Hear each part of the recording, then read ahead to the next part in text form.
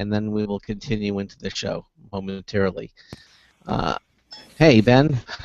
Oh, I'm an idiot. What happened? Oh, I was just doing the whole Hangouts thing, and I wasn't even looking at it. I have my mute button on for the last 2 minutes, so. Oh, no. Oh, so, all right. Well, listen. You were talking. Okay. Okay.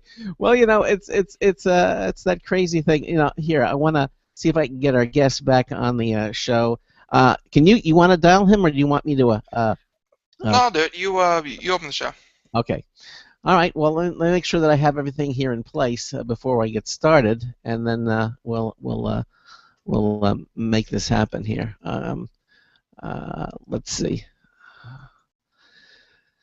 Okay.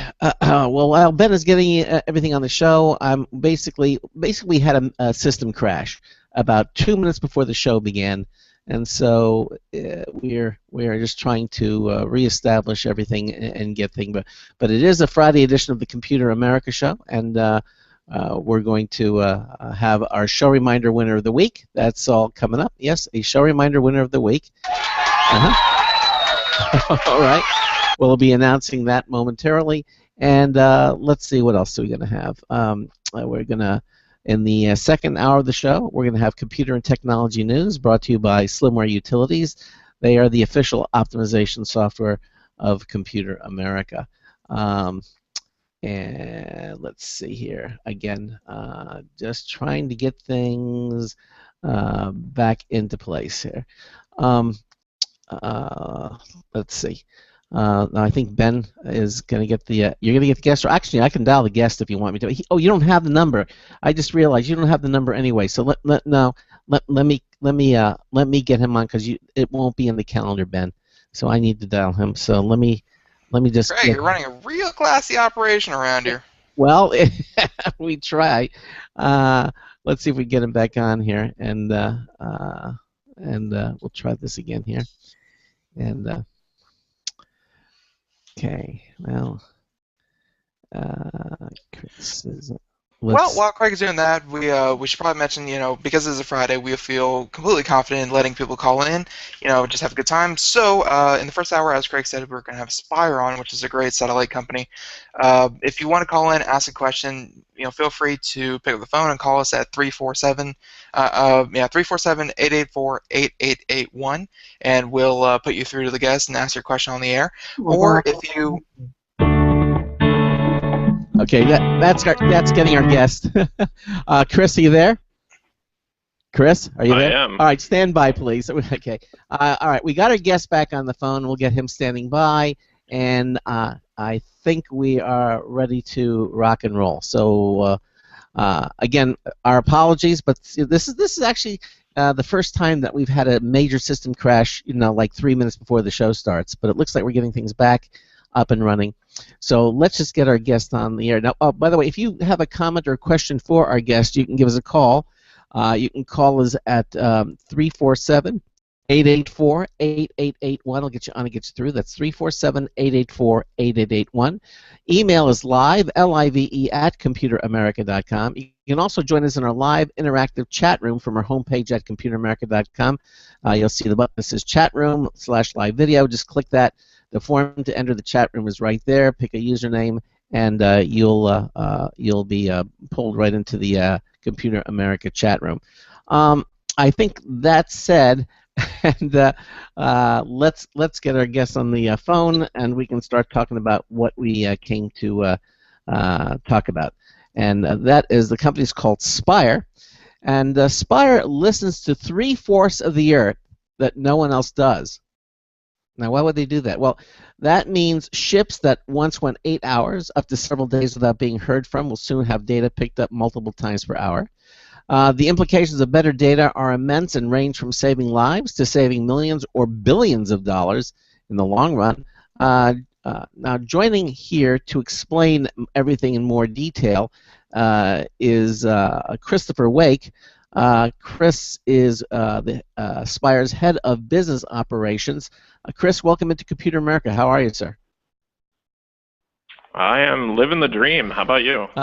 Well, I had a dream. Oh, we're living something. And for us it's a nightmare. This is the first time that something like this has actually happened to us, and ever since I can ever remember. So we just had a major system failure. Like, So we're gonna blame satellites. we're even it's a satellite, those nasty things. You say this is what happens. But anyway, welcome into the show, Chris, and why don't you tell us a little bit what Spire actually is, and what we'll talk about how it came about, but what is Spire? Why don't you let our listeners know? Sure. So Spire is a satellite-powered data company. So what that really means is, as you so aptly put it, we listen to the 3/4 of the world that are traditionally neglected by other forms of satellites. Mm-hmm. So in reality, by the end of this year, what we're talking about is being able to tell you where every commercial ship is across the entire face of the planet on an hourly basis, in effect. All right. Or being able to provide better predictions for weather forecasting across the globe. All right. So you said a number of things that we need to clarify.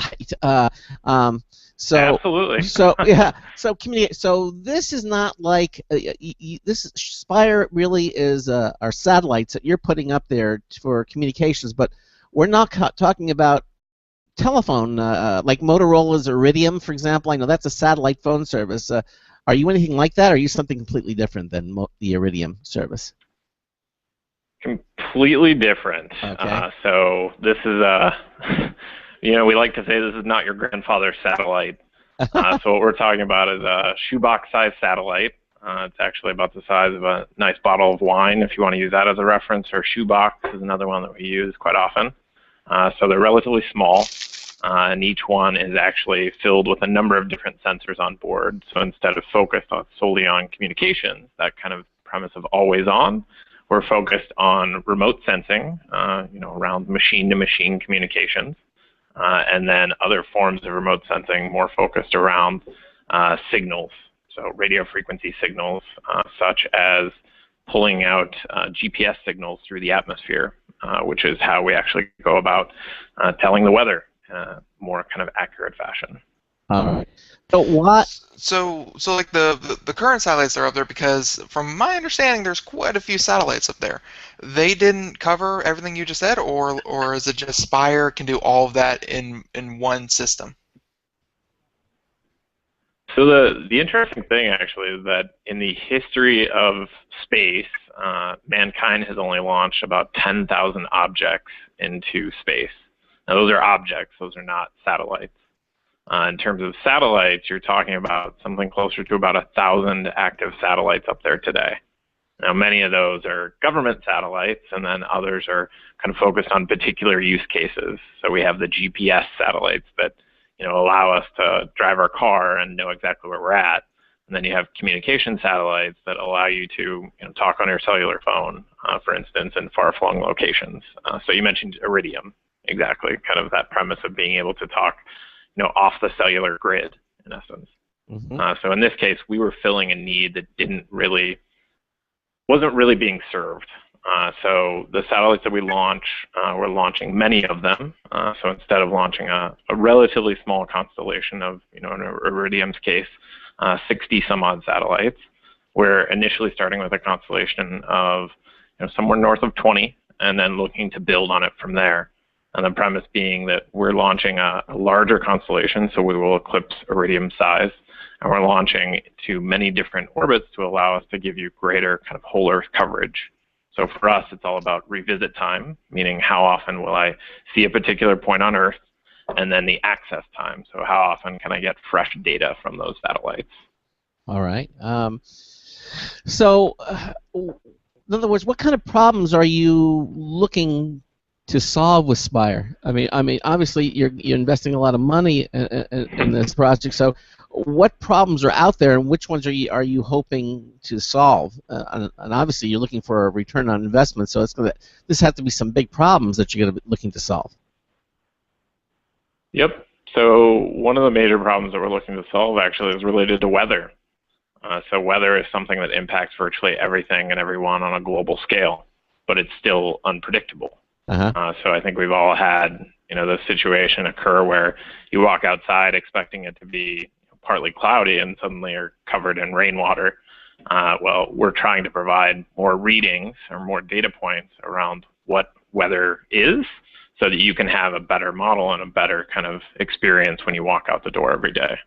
So where today's satellites are able to provide roughly 2,000 readings per day to provide the actual weather data that you see on your mobile phone or on TV or what have you, we're looking to provide 10,000 readings per day. So we're significantly increasing the number of data points in hopes that that will improve current weather forecasts and models. All right. Now that impacts everybody from you and me, what we wear, yeah. To, for instance, somebody like Coca-Cola, who needs to know where they're going to ship product and where more people want to drink Coke because it's sunny and warm outside. All right. I always thought they had the weather pretty much under control when you watch the Weather Channel. You're saying that the accuracy of what we're seeing is going to be increased with something like this, and how so? So it's more data equals better accuracy, better precision. So the accuracy that we see today gives us roughly a 7-day forecast. But when you start to look at the actual accuracy of that forecast, it drops off precipitously after 2 to 3 days, roughly. So you start to see a lot of fluctuations in that system. So what we're looking to do is, again, to provide more data points so that you can actually increase that so you actually know what 7 days out looks like. All right. Well, now, you mentioned ships having better data communications, and when you go to your website and you go spire.com and by the way, if you want more information, you can see this. Just go to our show notes page at computeramerica.com. You'll see today's show, the 20th of March, and we have a link to the Spire website right up there that stays up there. So what's bad about how ships are communicating now?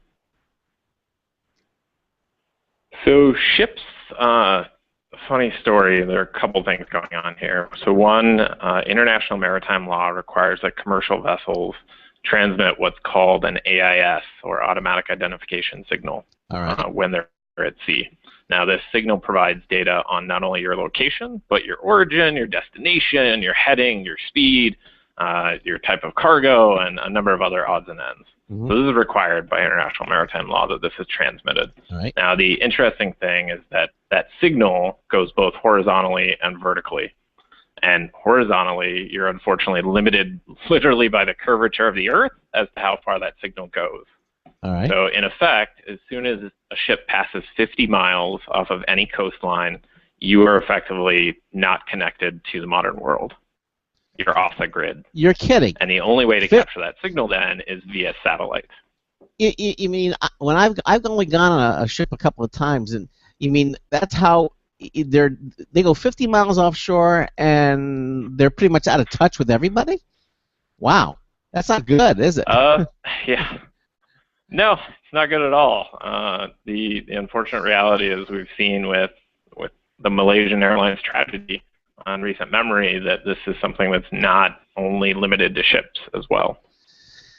The cruise lines don't let you know about that, do they? Or no, they do not. Craig, I'm sensing a little bit of fear from you. Yeah. A little bit of angst, right? Well, yeah. I mean, you're out of touch. You figure, oh, well, if anything goes wrong, they can just go ahead and, just let them know.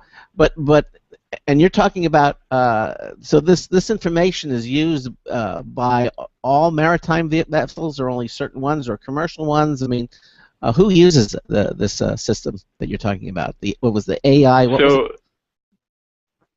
AIS. Yeah, AIS. Yep. So commercial vessels use it readily.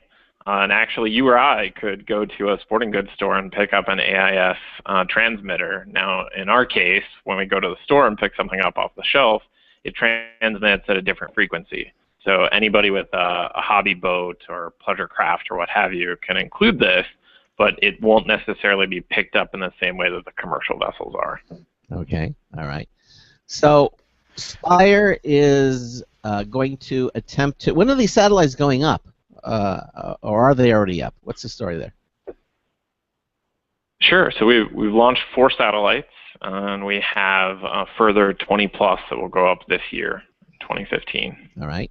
So you're already on your way now. Now you have to have all the. In other words, the more satellites up, the more communication, a better communication you get. I am assuming, correct? Yep. So the more satellites you have, the lower the time between when I visit a particular point on Earth. So if you imagine that these satellites, when they're up there, they're trucking. They're going at about 4.76 miles per second, and they will orbit the Earth in 90 minutes. So if you launch many of them, you start to crisscross the orbital paths, which allows you to cut down on the time between, let's say, when I pass over San Francisco as a satellite. It'll get down to roughly 20 minutes or even lower as you launch more and more satellites. All right. So this data that why don't you be a little more specific? Like, with what kind of, is this like ship's position? Is it what is in this data? And is Spire's data anyway superior to what would be that's being used now? So the data that we're pulling down through AIS, again, it has many different layers. So you can pull out different layers, almost like an onion. If you think of AIS as an onion, it has different layers and different pieces of information encapsulated in one single packet. So it includes not only the point and place where you are, but it includes your origin, where you're coming from. It includes your destination, where you're going. It includes your heading, your speed, and it includes a couple other unique identifiers relative to that ship. So for us, the big thing is actually aggregating all of that data into what we call to use Twitter's analogy, the fire hose, and we provide a subscription service to that fire hose. So if you imagine a shipping company, they want particular data on their particular set of ships. So they can give us those ship identifiers, and we can pull that out of the actual fire hose of data. Now, in a different use case, you can think about, say, a government or a port facility would want something very different. They want a geofence. So, for instance, let's throw out the Port of Singapore. The Port of Singapore, in that case, wants to know who's coming in and out at all points and places in time, and they don't care which shipping company it is. So we can actually put that specific kind of geofence for the Port of Singapore, as it were. So you get very different kind of data aspects of customer type. All right. Yeah. So that's actually one thing I was wondering was, you have these satellites, and I guess at the end of the day, I was wondering, who is exactly paying you guys? And it sounds like you could. We've lost our guest. So. Did we? Yeah, he just dropped off, so I'm going to try to dial him back. Oh, it must have been something I said. I'm sorry. Come back. Must have been. I don't know. We'll we miss you, Chris. We miss you. Well, we'll see. We can get him back. In the meantime. Please hold while I try to connect you. Yeah, thank you. Yeah. So A little music there, Chris. Are you back? Hello. Yeah. What happened? Hi, We got. Chris. I'm Don't know what happened there. I Gonna don't blame know. the satellites again, are we? I'll tell you what. If we get disconnected again, I'm going to actually go back to your office and I'll go to that 6118 direct call because it seems that I'm picking up some things that from the conference room. So we'll try going back to your office then. Okay. Well, let's hope it doesn't drop again. Yeah. Hopefully. Okay. So continue on. So Ben, you started. Before you dropped again, I was going to ask you, how exactly you were turning this into a company, because first of all, launching satellites doesn't seem to be like the cheapest endeavor I've ever heard. It's not a bakery. So I was wondering how you were going to get people to pay you for this, and I guess at the end of the day, you kind of hit on you kind of mentioned there, you are collecting, or at least you can collect all this data from all these different sources, and then just like you said, Coke or weather or whatnot. Pretty much anyone who's willing to pay the subscription model, they have access to I'm assuming only data relevant to them. Like weather.com can't ask for like shipping coordinates, but like data related to them, then they just pay you a subscription and they use your network. So there's a lot to unpack there. I'll start with the satellite side. So the satellites, again, are shoebox satellites. Cost of actually of what a traditional satellite or your grandfather's satellite. So where those would cost hundreds of millions of dollars, these only dollars. Yeah. So they're relatively inexpensive in effect to build. I think of it as the iPhoneization of space. So you're launching relatively inexpensive, smaller devices. Chris, to say Chris, yes. I'm going to interrupt you because we're only getting pieces. You're breaking up. I'm going to try calling you at your office phone. We're going to disconnect. We're going to try to get you at your office, okay? Because we're only getting half of what it is you're saying. I'm not sure what's going on. We're going to try that, and if that doesn't work, we're going to go to your cell phone. But let's try to go at your office line, okay? So I'm going to call you there now. All right? Okay. All right. Perfect. So let's. So while Craig does that, and we're just having the best Friday night one could possibly have. I don't know what's going on. I mean, the technology gods are just really against this tonight. I'm not sure what this says. But, yeah, they're not liking it. But while Craig makes a phone call here or there, we're going to. Oh, there it goes. Yeah, he goes. Let's see if he can pick him. He can pick it up. Hi, Chris. Are you there? Hello. A lot better. I'm here. Yeah, we should. It's a lot better connection too. So let's just stick with this. So I'm sorry. Go ahead and start again with exactly what you were talking about, Chris. Sure. So to kind of unpack the different pieces, I'll start with the satellite side. Yeah. So the satellites themselves are inexpensive or relatively inexpensive compared to kind of your grandfather's satellite. They cost a couple $100,000, where traditional satellites cost a couple $100 million. So the satellites themselves are relatively inexpensive. So putting them up there is kind of easier, as it were, because we can also use effectively what amounts to a shipping container for space. So that being shoebox size, they actually slot into this kind of shipping container for space, as it were, that sits in a rocket where they used to send up ballast. So it's a secondary payload, meaning that where they used to send up literally sand and water as extra weight to level out the rocket, they can now slot in these small satellites. So we get kind of a cheaper ride as well. So sending them up, and then, forgive me, the other parts of your question. Oh, so starting the business. So the business itself is not focused so much on the satellites as it is the data stream. So as it were, having every ship across the entire face of the planet on a very consistent basis, it's of incredible value to a number of people. So you can start to think about port facilities. We saw recently with the Port of LA, the congestion that was happening there. Now that case was actually relative to the dock workers and the strike that was going on there. But as it were, the Port of LA, if you go down there virtually any time, you'll see that there are ships that are moored outside of the port. Now that's largely because today there's no clear understanding of when that ship will arrive. You have a vague understanding that it could be 3 to 7 days out, but some ships will transit faster, some will transit slower, and so port facilities tend to see this congestion, this ebb and flow that can be quite drastic. So if you had better detail on where those ships were at all points in time, you could actually map out what you needed in that port when, and you can better manage the traffic flow. So that's one instance. You start to think about illegal fishing, being able to actually see what ships are doing where, and actually see the trajectory that they're transiting over. You can start to pull out if someone is entering an economic exclusion zone, for instance, and pull out whether they are performing illegal acts as opposed to doing what they should be doing under normal operations. So you have all these kind of different verticals that you can apply the actual ship tracking data to. On the flip side, you start to look at weather, and weather does impact everything and everyone on a global scale. So if you want to have a better understanding of commodities movements, if you want to understand, going back to the example of Coke, where Coke is going to start shipping more Coca-Cola due to weather fluctuations. If you want to understand insurance, all of these business verticals rely upon very precise weather data. And so having more data points through a satellite network like ours, you can actually have more accurate, more predictable weather. And I think there was a third part to your question. I can't quite remember what that was. No, you seem to answer that pretty thoroughly. That's about everything. Because it's again, you're not a government agency. You're not doing this, for some other reason. You're not a charity.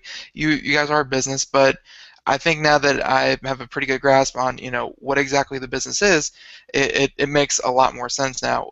What you're trying to do. Great. Okay. Perfect. So hopefully we're now on all the same page here. And did you really answer my question about what makes your data superior than the methods, or if you go into that a little bit more detail? Yes. Sure. So the superiority comes in, quite honestly, the revisit time. So the fact that we can revisit every point on Earth faster than other satellite networks, or more frequently than other satellite networks. And then the access time, so being able to pipe down the data on a near kind of consistent basis, we can cut down on the time that you actually have to wait for fresh data. So the revisit time is really relevant for, well, in the ship tracking example, for instance, if you look at today's services that have ship tracking, you'll see large, very erratic gaps in data where a ship will appear maybe next to a port, and then 6 hours later or a day later, when the satellite actually picks it up again, it could be halfway out into the middle of the ocean. With more frequent passes, you actually start to see very clear trajectories that ship is taking. You can see the precise line, whether it's going in a zigzag, whether it's going straight, what have you. Well, you wonder because if you liken this to an air traffic controller, I'm surprised that we're not having more ship collisions if people don't know where they are, or something else preventing that we're not really talking about. Space, I think, is preventing that, and I don't mean literal space. I mean the amount of space that ships transit in. So the thing that we don't really realize on a daily basis is when most people refer to global, what they're really talking about is the 1/4 of the planet, roughly, that is covered by land. The 3/4 of the planet is covered by ocean and or considered very remote territory. So if you consider how much of the land is, how much of the world, is covered by water, there's a lot of space for those ships to actually move in. Well, we're going to take a little break, Chris, and but we'll come back to you. All right. You're listening to the Computer America Show on the Blog Talk Radio Network, the Boost Radio Network, and the IRN Radio Network. Hopefully, we're back on track now. It's our Friday edition of the Computer America Show. We'll be right back. Stay with us. Hey everyone, have you heard about the No Hair Removal device that's sweeping the globe? If you want to go weeks without shaving and get smooth, professional quality results, here's our favorite host, Cheryl, for No Hair Removal. Thanks. Hey gals, I love talking about my No. It's this cute little hair removal system that you can take with you and use almost anywhere at home or on the road. No more expensive in-office treatments, painful waxing, and no more wasting your valuable time. Got unwanted facial hair? No has patented thermocon technology that works on all hair and skin colors, so it's perfect for using on all body parts. And now you can take advantage of this incredible risk-free trial. Get the No, the facial kit, a travel case, and a $100 discount shopping card, and you don't risk a penny to try it. Try the incredible No hair completely risk-free. Call 1-800-953-5415. That's 800-953-5415. 800-953-5415. Hi, this is Craig Crossman, host of the Computer America Show. You have important meetings to schedule. Your company's getting ready for its IPO, and you're in charge of the PTA fundraiser this month. So how do you coordinate everyone to be available at the same time? Are you still using emails, phone calls, even text messages to schedule meetings with a group of people? How's that working out for you? That's so great, huh? It's a fact that every day, millions of people suffer from scheduling headaches. Well, with Doodle, scheduling meetings with a group of people is quick and easy. With Doodle, you can easily propose available times to each member. Each one checks off the times that they're available, and then you simply pick the time that works best for the group, all in an easy-to-read display that integrates with your existing calendar. Nothing could be more simple. Give Doodle a try for free, and like millions of Doodle users, you'll truly see how easy it is to find the perfect date and time for all your meetings. That's www.doodle.com.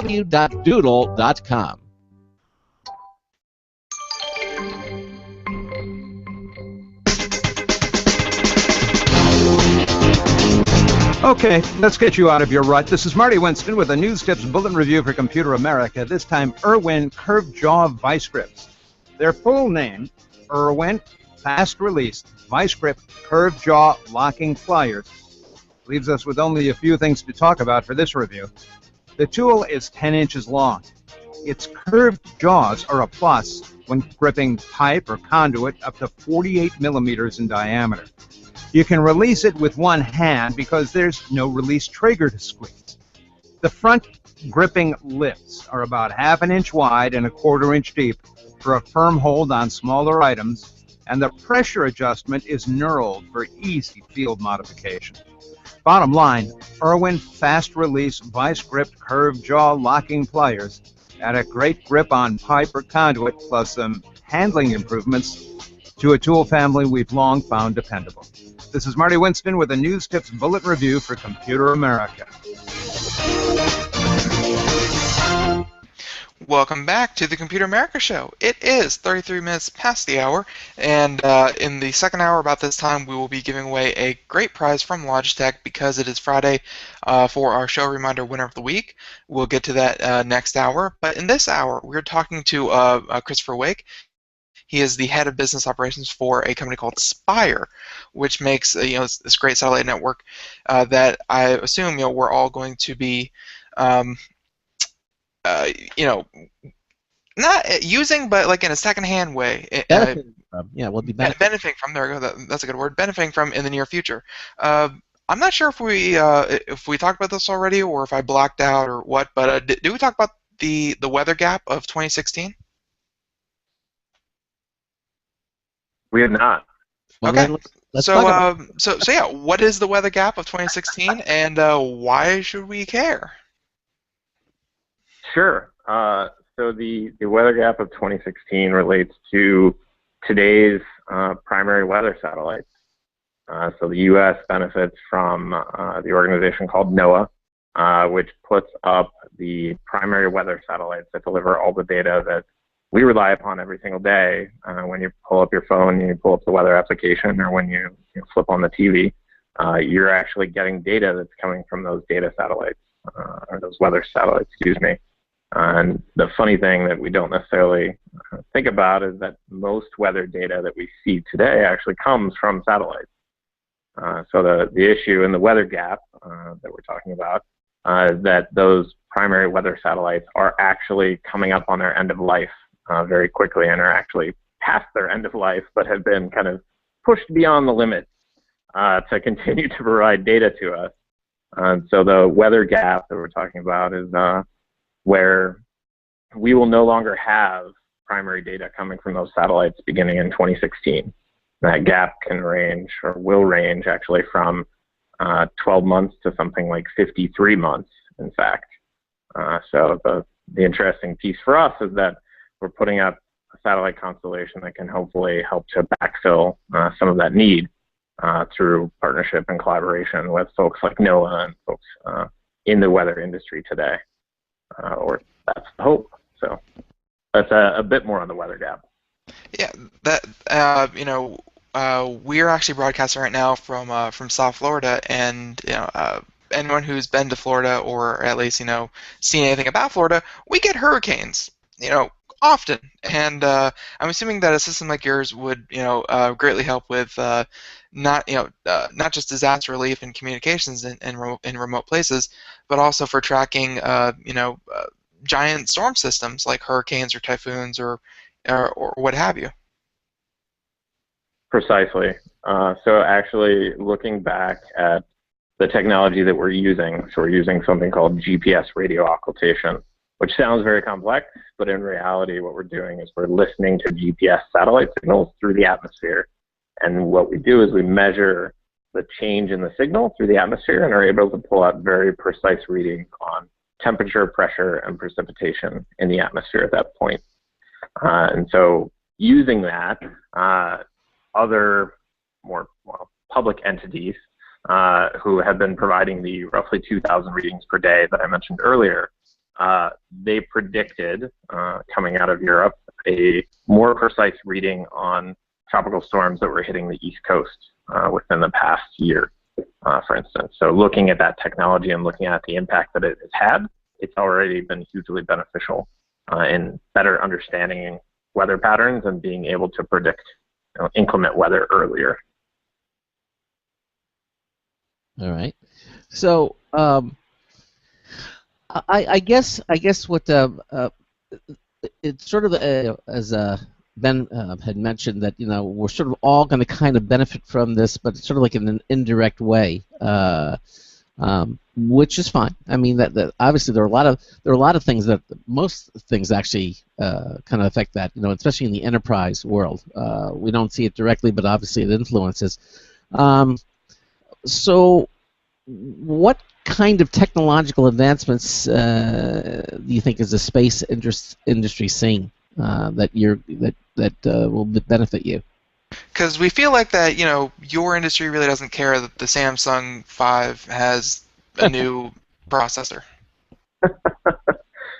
Actually, we do. So the interesting things with the CubeSat form factor that we use is that we leverage a lot of off-the-shelf technologies and a lot of things that are coming out of the cell phone industry and the consumer electronic industry we can actually use.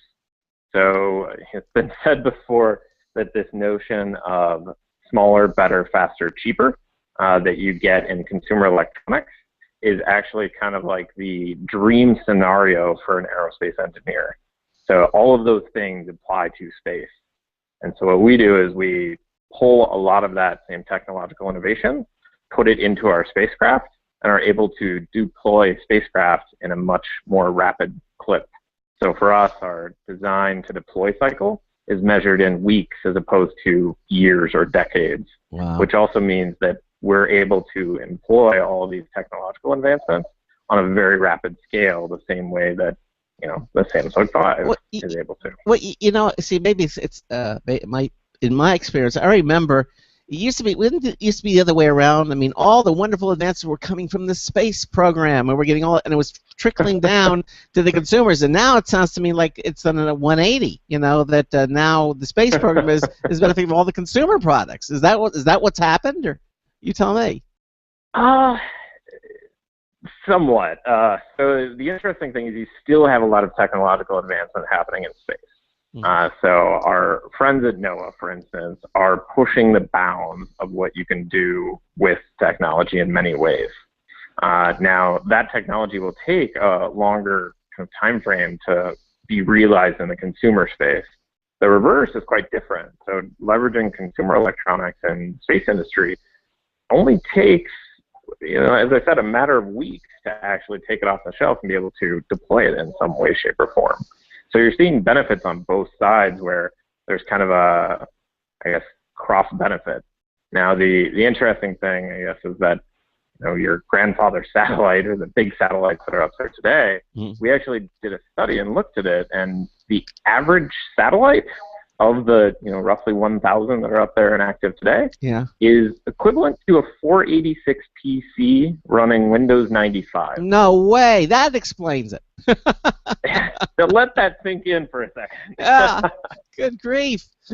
Oh, so that's how far behind. Yeah, that's how far behind you wouldn't. Oh, that's. The reason the reason is that they're engineering everything to the 99.999 percentile of effectiveness. So those things are on the drawing board and development for 5-10 years, and then they're up there for 10-20 years or more. Well, that's because now in our case, that's because a couple weeks development time. Sorry, go ahead. That's the reliability. I mean, if something goes wrong with it, you can't take it down to the local Radio Shack. I mean, it's up there. It's there, right? Pretty much.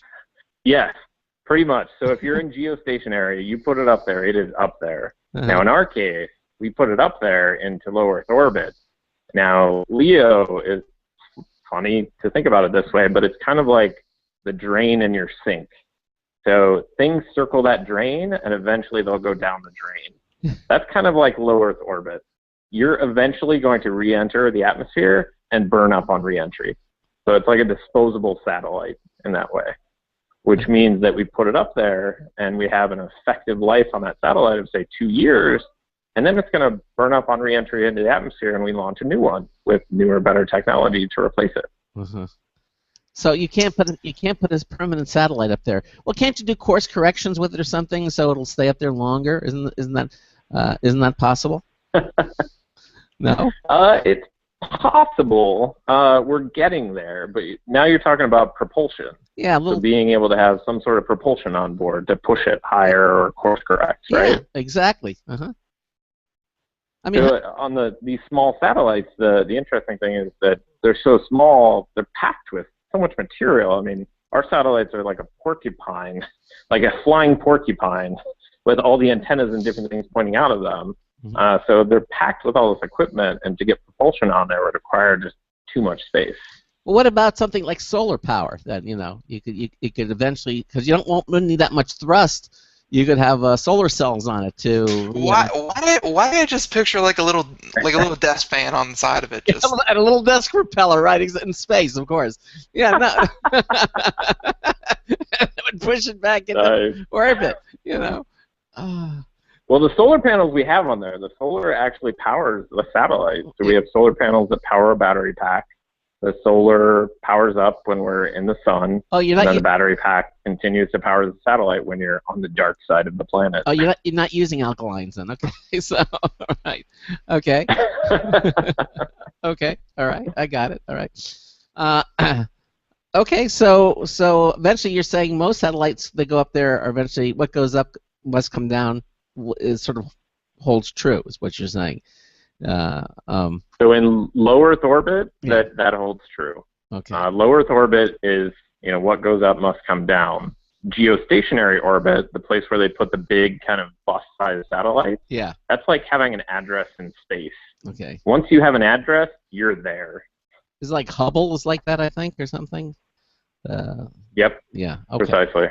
But you have those are obviously be more expensive, or they're going to you don't need for what Spire wants to do. Those aren't really necessary. You don't need to put that kind of investment into a satellite. Then you want them to come down eventually. Exactly. You want them to come down because because that way they have a 2-year lifespan or however they are, and then you're gonna and the rate technology develops, you'll just put something up even more modern. Well, whenever you do jump from the Windows 95 and you go beyond that to, let's say, Vista, I'd just skip Vista because that might cause everything to crash at once. So and skip Windows 8 and 8.1. Go directly to Windows 10. That's too user-friendly.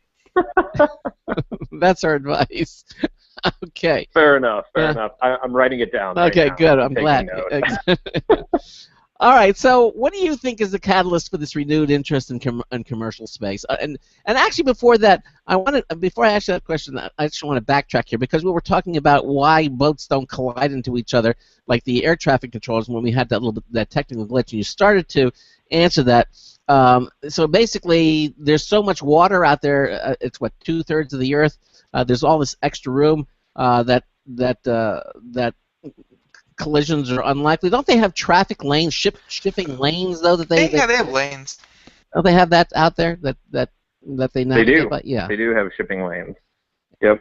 And that's what the big commercial freighters then stick to, correct? Correct. Yeah. And so the only time that you have big commercial freighters that tend to stick to those shipping lanes, it's actually part of the value on our satellites is being able to track when they don't stick to the shipping lane, because that raises some red flags. What is this shipping company doing, or what is this captain doing? Could be that they're going off of the traditional lanes in order to avoid detection. Could be that they're engaged in some sort of nefarious activity. You never really know. So being able to have that understanding is maybe incredibly valuable. Maybe it's the resurgence of the Exxon Valdez or something. I don't know. It could be. Yeah, exactly. Okay, so again to my question now, why do you think that? What do you think is the catalyst for this renewed interest in commercial space? I think there are a couple. Well, there are a number of things kind of playing into it. One is the emergence of a standard form factor. So the CubeSat is a standard form factor satellite. It literally measures 30 centimeters by 10 by 10. is a 3-unit CubeSat. So it's a standard form factor. The idea being that if you have a standard, you can actually start to increase the launch capacity by, again, using this area on board rockets that used to be reserved for ballast. So having a standard means that you can also start to pack it with unique and different things. So the same time that the cell phone market kind of exploded around smartphones, you had the emergence of this CubeSat standard, and then you started to have individuals popping up wanting to kind of apply some of that consumer electronic knowledge and advancement into the standard form factor satellite. And you had obviously the ability to then put that on a rocket in place that was formerly used for nothing of real value.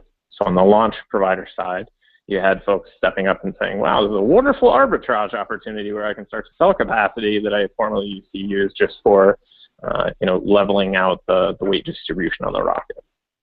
So I think that's kind of one of the big things. And then I think, obviously looking at the existing markets out there, there's always been a need for truly global data. It's just that there hasn't always been the most economical or the most likely ways to capture that data. And in this case, utilizing small satellites in a constellation, as it were, and what we're doing, you can start to capture truly global data and provide insight into these global networks effectively. So shipping is a keen example of that global network, and weather is another one. So understanding, the butterfly effect. A butterfly flaps its wings in Philly, and it impacts the weather patterns in Singapore. Well, the reality is, unless you have kind of global data for weather, you don't truly understand kind of what those weather patterns are going to look like. That's got to be myth, though, the butterfly effect. That really isn't true, is it? So. I think we could spend a whole nother hour on that one. Probably. Now. So far, all I've gotten from this interview is you have flying porcupines in low Earth orbit tracking butterflies. That's all I got. Well, that's fantastic. If that's all you got, that's it. It's going to be memorable. Yeah, it will be. This whole show is. So let me ask you this, Chris. Now when most people say, "Hey, I'm living off the grid," that means one thing. I don't know if, when you say off the grid, if it means what we mean by off the grid, and if it does or doesn't. To you, what does it mean to be off the grid today? So when most people say off the grid, they mean off the cellular grid in reality. And what we talk about when we mean off the grid is truly off the grid. I mean, you're sitting in the middle of the North Pacific, where the next satellite pass, with traditional satellites is going to be 12 to 14 hours from now. So for us, off the grid is truly global in nature. Okay. And are a lot of people finding themselves to be off the grid?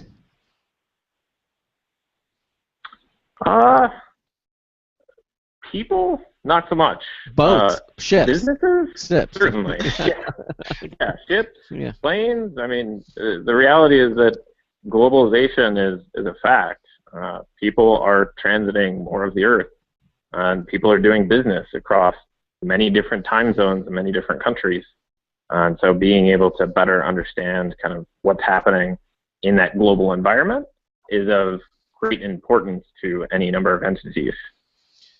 Now, you said something that made me hold my breath, though. You said planes. Planes can't be off the grid. And don't tell me that. I'm never going to get into a plane again. I mean. Okay, I abstain. No, aren't our planes are being monitored? Foot I by assume like cross-Atlantic flights and the cross-Pacific flights go off the grid at some point. Well, what? Well, there you go. Aren't planes most closely monitored just for the to avoid mid-air collisions? I mean, isn't that what's happening there? I mean, or are you telling me that the planes are? So most plane tracking is actually done from the ground looking up. Okay. So the ground station, or kind of the antenna, is looking into the sky and telling you what is in the sky. Mm-hmm. Now, if you think about that, extrapolate out to being in the middle of the ocean, there's nothing on the ground that could look up into the sky and tell you what's there. So there is a large gap now. Planes use a different system called ADS-B, which is similar to the shipping signal that I mentioned called AIS, that they transmit data on relative to, position and some of the health and well-being of the plane itself. The issue today is that isn't universally mandated, and it's not consistent necessarily across all airlines or all planes. So on the plane side, and we saw this with the Malaysian Airlines tragedy, the reality is there are large gaps in information that we simply do not have on air travel. Wow. And I know that's terrifying. Yeah, it is. I'm never going overseas again. No, I mean, really. Craig, they didn't invite you. Okay. Okay. So you're now will Spire cover ship? You're focusing strictly on shipping, or are you going to focus on air as well? So shipping and weather are the primary markets that we focus on today. To think about the application of our satellites in an air tracking scenario is not a far stretch, because most of what we do is radio frequency communication. And so changing that frequency to start to track planes instead of ships is not a far leap. Okay. Have you been approached by government agencies? Are they watching what you do, or is the government developing their own? I mean, what's going on there? I'm just kind of curious. We have had a number of conversations with a number of different governments, as well as many in the private sector. Really? So, okay. I can tell you that there are a lot of conversations happening, and there's obviously a lot of interest in what it is we're doing. I would think so, especially if it's the way you're saying.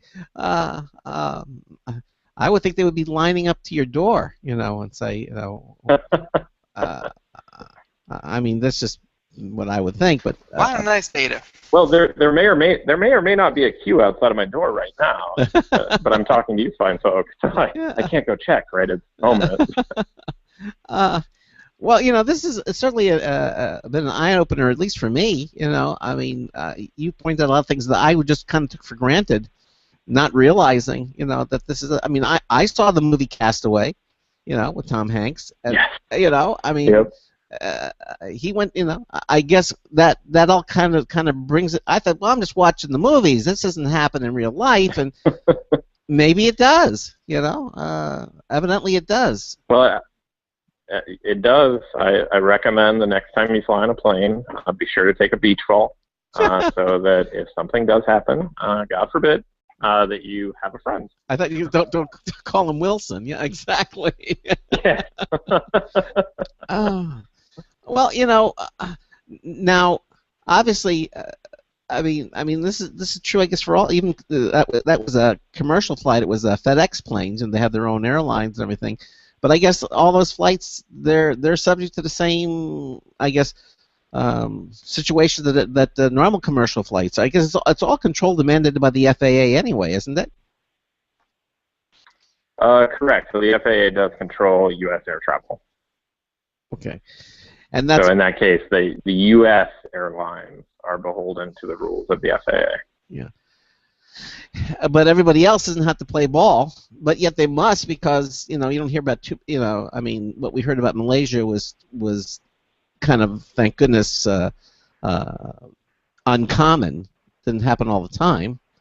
So, what actually happened with them? Do you know why that happened? Aliens. Aliens. That's a great question. I do not know what happened. Okay. Absolutely. Except it kind of ties into the fact of this lack of data, that they're out of touch. Yeah, I think that honestly, in that case, it was just a very tragic scenario that opened many eyes to the lack of data. Well, certainly is a. So what's next for Spire? I mean, what's in the queue for you guys in the next, I don't know, year or 2 years? Where do you see yourselves? Well, you know, if tracking every commercial ship across the face of the planet every hour wasn't a big enough goal, we look to be the largest commercial fleet of weather tracking and prediction satellites, providing near up-to-the-minute data from across the planet. Wow. So that's our focus. Well, there you go. Well, Chris, listen, again, this has been an interesting interview. Again, our apologies for the technical difficulties that we had, but I think Lisa got the message out there. If you're interested to finding more about Spire, you can go to the Spire website, which is www.spire.com, or just more easily go to our show notes page at computeramerica.com, and you'll see today's show, Friday's show, and we have a link to the Spire website there as well. Chris, I want to thank you for being with us here tonight. Very enlightening stuff. Absolutely. Thank you so much for having me. Yeah, and don't get lost. You know, travel safe. Yeah, travel safe. Exactly. All right. Listen, thank you again for being with us here tonight on the Computer America. You have a good evening. Okay. You do the same. All right. Take Cheers. care. Take care. Bye bye. Good night. Bye bye. Bye. All right. There he goes. Okay, it's Spire. You can check it out for yourself at computeramerica.com. The show notes page, we have the link. Coming up in hour 2, we have computer and technology news brought to you by Slimware Utilities. And as Ben mentioned, we have our show reminder winner of the week. We have selected one of you who subscribes to our weekly email newsletter, the show reminder. It is completely free, by the way. Head over to computeramerica.com and click on our contest page. You'll see the show reminder there. You can register. It's real simple. Just put your information in there. It's just a name, email address, and every Monday morning, once you click the submit button, it'll send you a confirmation email. You have to respond to that. Make sure that you are a live human being, and then every Monday morning at 9 a.m. Eastern Time, the show reminder will be delivered into your email inbox. It is the only publication in the universe that tells you who's going to be on the show, the Computer Maker Show, for the entire week. It's completely free. And then every Friday, from that list of subscriber names, we draw a winning name to win a really nice prize. Right now, it's the Logitech T650 Glass Touchpad, wireless touchpad, valued at $80. Some lucky person is going to be winning that in the next several minutes. All right, you listen to the Computer America Show on the Blog Talk Radio Network, on the IRN Radio Network, on the Boost Radio Network. Ben and I are going to be right back. We're going to have our computer and technology news brought to you by Slimware Utilities. They are the official optimization software of Computer America. Don't go anywhere. Take a quick break. We'll be right back for another hour of the Computer America Show.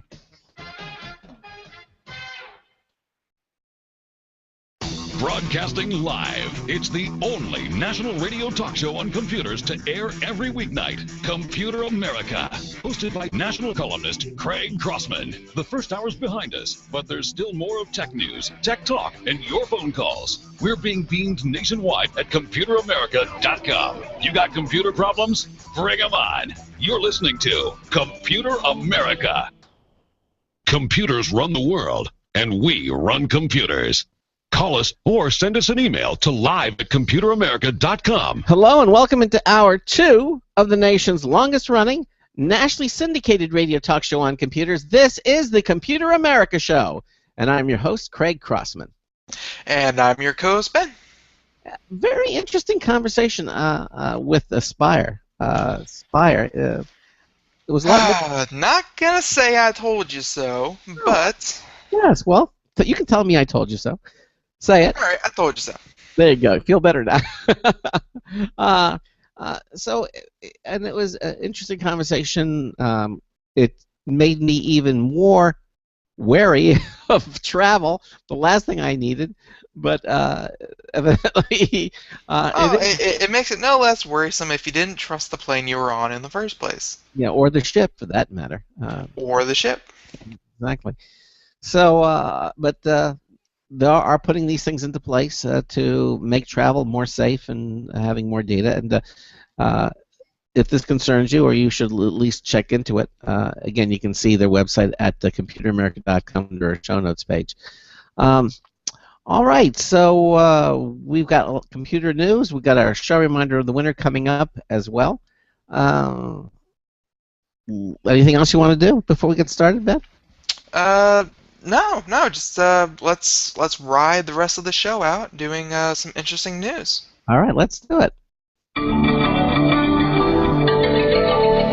Tonight's computer and technology news is brought to you by Slimware Utilities, the official optimization software of Computer America. You can visit them at slimwareutilities.com to clean, speed up, and optimize your Windows system for free. Everything at slimwareutilities.com is completely free. That's right. I mean, I'm not pulling your leg. I mean, it's absolutely true.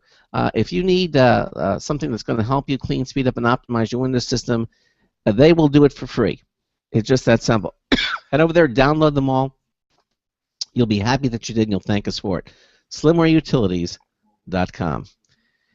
And in this first news story, this is from Maximum PC, Paul Lilly. It's entitled, Here Are the Upgrade Paths to Windows 10. Some upgrade scenarios will require physical media. Microsoft dropped the bombshell yesterday when it revealed that even Windows pirates will be able to upgrade to Windows 10 at no cost. Though we have a clarification on that, which we'll get to in a moment. Microsoft also outlined how you'll be able to make the leap to Windows 10 when it becomes available later this year. If you have a PC or tablet running Windows 7 SP1 or Windows 8 with all the latest updates, you'll be able to upgrade using the Windows Update service. The same goes for Windows Phone 8.1. You see, according to Microsoft's PowerPoint presentation, all Windows 7 and Windows 8.x versions, that's Windows 7 RTM, Windows 8, Windows 8.1 RTM, will require an ISO image, which you can have on a DVD or a USB drive. Okay, and that. And then they give you all the different ones that are listed out here. It says that's a pretty wide range Microsoft is covering, so long as the minimum hardware requirements are met, and they include a processor that's 1 gigahertz or faster. You have at least 1 gigabyte of the 32-bit memory or 2 gigs of 64-bit memory. I don't know why you would probably want. That's so inadequate to really run Windows, but okay. You have to have a free hard disk drive, 16 gigs, a graphics card, DirectX 9 with a WDDM driver, and Microsoft account and internet access. Okay, that's what you have. That's like the bare minimum. When they say minimum, you're like, wow, why would anyone even want to run a new operating system on those crappy specs? I mean, Linux. They're minimum. Yeah, Linux would have a hard time running on that, let alone Windows. But okay. Clarification on Windows 10 upgrade for pirates. Okay, here's the clarification. There's been a bit of confusion over Microsoft's revelation that it will allow users running non-genuine copies of Windows to upgrade to Windows 10 at no cost. Okay. Well, at first it seemed as though the policy would only apply to users in China, where software piracy is a particularly big problem. However, a Microsoft spokesperson said in an email that to Maximum PC that it would apply to users worldwide. That's still true. But there's a significant caveat that Microsoft revealed to Polygon. Short and to the point, the free upgrade won't change the status of the non-genuine license. Let that sink in for a moment. The free upgrade won't change the status of the non-genuine license. Now here's the full statement. The consumer free upgrade offer for Windows 10 applies to qualified new and existing devices running Windows 7, 8.1, Windows Phone 8.1. Okay, any of those three. Some additions are excluded from the consumer free upgrade, including Windows 7 Enterprise, Windows 8/8.1 Enterprise, and Windows RT 8.1. Active software assurance customers and volume licensing have the benefit to upgrade to the other Windows 10 Enterprise offerings. We have always been committed to ensuring that customers have the best Windows experience possible. With Windows 10, although non-genuine PCs may be able to upgrade to Windows 10, the upgrade will not change the genuine state of the license. Non-genuine Windows is not published by Microsoft. It is not properly licensed, nor supported by Microsoft or a trusted partner. If a device was considered non-genuine or mislicensed prior to the upgrade, that device will continue to be considered non-genuine or mislicensed after the upgrade. According to industry experts, use of pirated software, including non-genuine Windows, results in a higher risk of malware, fraud, identity theft, credit card theft, etc., public exposure of your personal information, and a higher risk for poor performance or feature malfunctions. That's unquote. That's from Microsoft. Now, from all of that, it's not clear what the ramifications will be, such as nag screens, intermittent. I hate nag screens. You know, oh, come on, update. Oh, so naggy. Ah, yeah. Intermittent reboots, that kind of thing. Well, he says, we're also not sure that this approach will do Microsoft much good.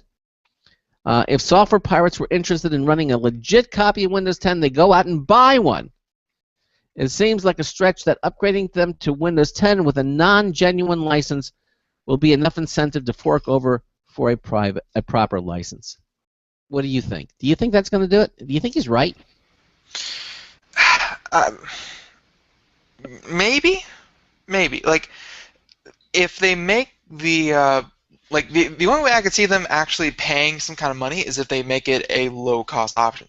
Because if you were running like Windows 7, and when you pirated it, the operating system itself costs like $180 or something like that. Yeah. If they said, "Hey, upgrade your old Windows 7 pirated version to Windows 10," and you could be, Windows 10 unconfirmed or Windows 10 unregistered operating system, non-genuine, and then say, "Hey, would you like to become a legitimate copy for $40, for $30?"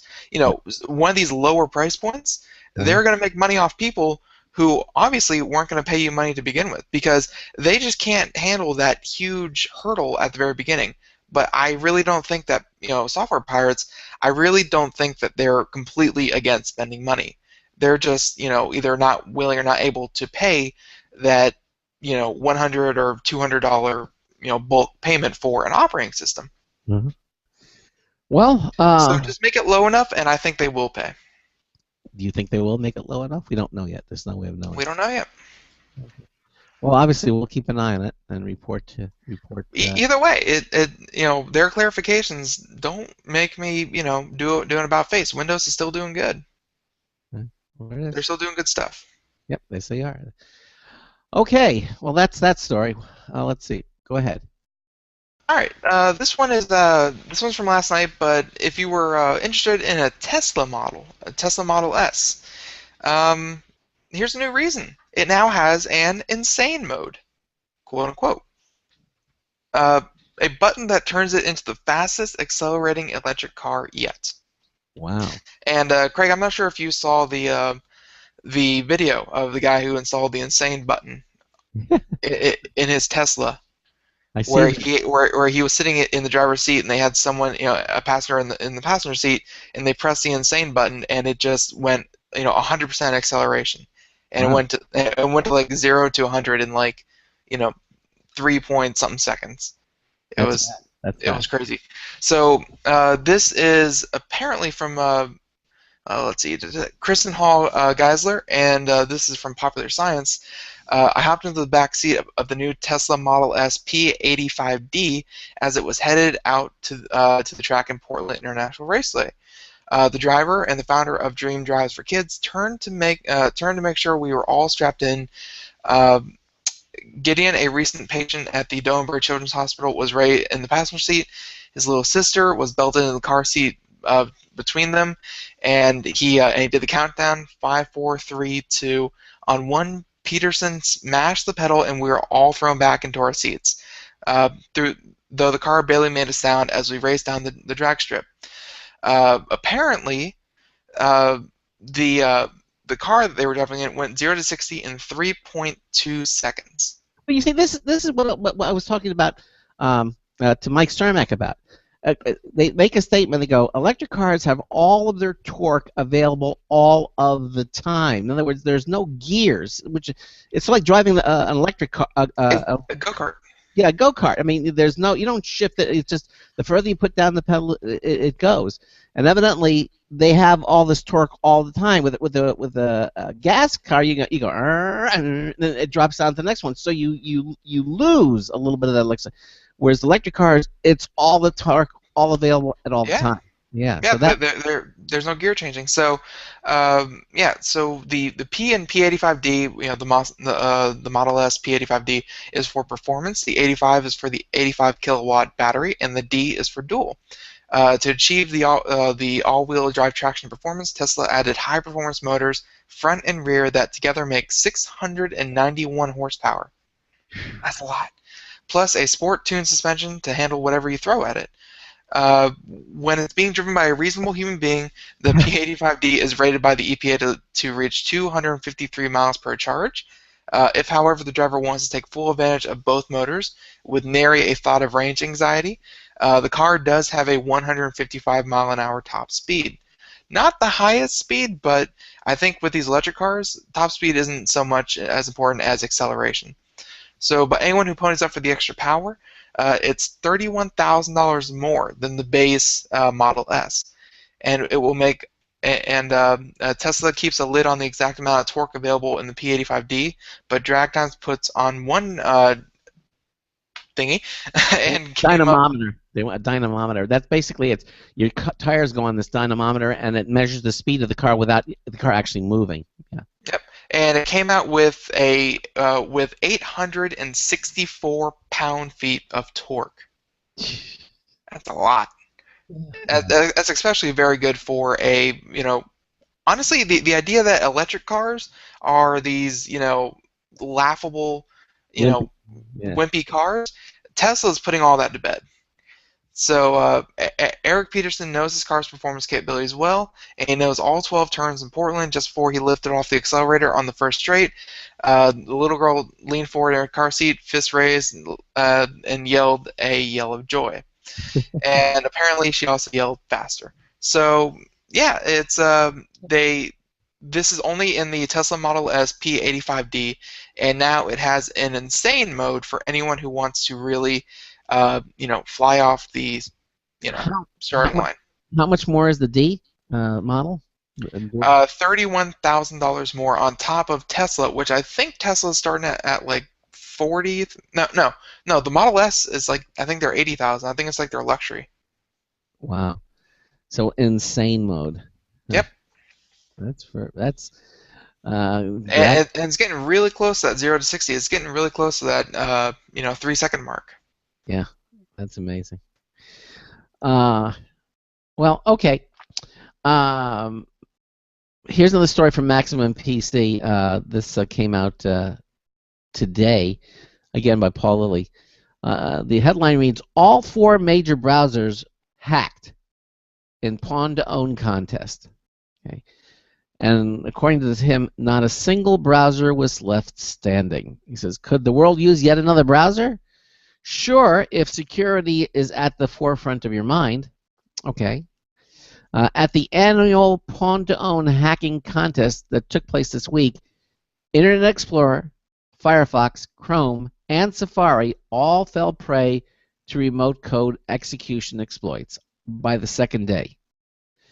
Not to make a mountain out of a molehill, but this isn't unusual, as every year hackers gather at CanSec West's conference to show off their skills for prizes. Credit goes to Young Hoon Lee, who for taking this, doesn't he lead Korea? No, that's his name. For taking down a 64-bit build of Internet of Explorer with a time of check to time of use vulnerability allowing for read-write privileges, which netted him a prize bounty of $65,000. Wow. Lee then took out Chrome with a buffer overflow race condition, followed by an info leak and race condition in 2 Windows kernels drivers to get system access, earning him the biggest payout in pawn-to-own history, $75,000 for the Chrome bug and an extra $25,000 for the privilege escalation to system, plus another $10,000 from Google for a total of $110,000. That worked out to $916 per second for his 2-minute demonstration. Wow. And by the way, real quick, Craig. Yeah. It's pone to own, not Pontone. Yeah, pone. pone. Pone. Pone. Pone. Like, It's like own, but with a P in front of it. Pone. yeah, own. Pone. Okay. Pone to own. Like pony. Pone. Yes, pone. Pone. Before wrapping up work. For anyone out there who has seen the, the elite speak PWN, it's pone to own. Pone. Okay. Before wrapping up for work for the day, Lee hacked Apple's Safari browser using after free vulnerability and an uninitialized stack pointer and bypassed the sandbox for code execution. His reward was $50,000, bringing his total for the day to $225,000. In all, research. That's a good day of work. Yes, it is. In all, researchers earned $442,500 in bounties over the course of 2 days. Wow. Wow. That's impressive. That is impressive. There you go.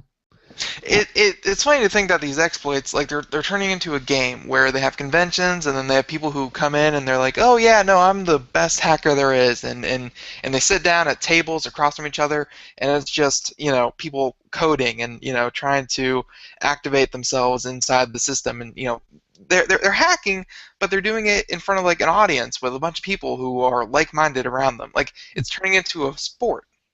Yeah, well, it is.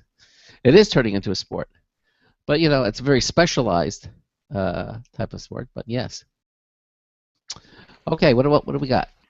All right, this next one is from last night, but I thought it was pretty cool. We've talked a lot about 3D printers, and their effects on medicine is not to be understated. But apparently, this one from Engadget, researchers can now 3D print nose cartilage in 16 minutes. Nose cartilage. Yeah, because apparently the medical field is a race of some sort. So having a faster printed nose is going to, I guess, if you get your nose crushed in, and you need some kind of cartilage replacement, this is this will help a lot. So doctors have been employing 3D printed tissue for years now, but even though the hype around 3D bioprinting has raised expectations that will save lives and shorten donor wait lists, fully functional printed organs are not feasible. So while we won't be seeing blood-pumping printed hearts or anytime soon, getting a new nose could become easier. So they have a team of researchers at the Cartilage Engineering and Regeneration Laboratory has found a way to bioprint a joint or nose cartilage that is designed to grow with the body over time. No way. Yeah. Really? So, and again, this is coming from the Cartilage Engineering and Regeneration Laboratory. So obviously, cartilage that also grows with the body is going to be right up their alley.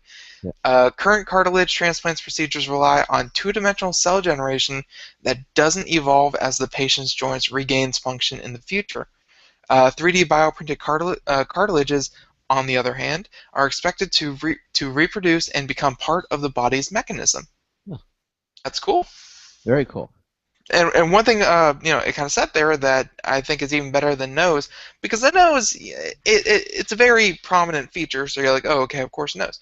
But also joints, because how often do people, suffer from arthritis? That's the degradation of the cartilage in like your finger joints and your feet, what have you. Your cartilage is wearing down, and then it's just bone grinding on bone or bone pinching the nerves. It's the cartilage is no longer, there to help the joint. So apparently this same technology is going to be used to replace the cartilage in joints. So in the case of reconstructive surgery on a smashed nose, a digital 3D model is created while a biopsy removes cartilage cells from the patient's body, knee, ear, or even pieces of the busted nose. The cells are spawned with suitable biopolymers, either extracted from seaweed or generated by the human body, yay seaweed, to create a hydrogel consistent with the suspension of the printer.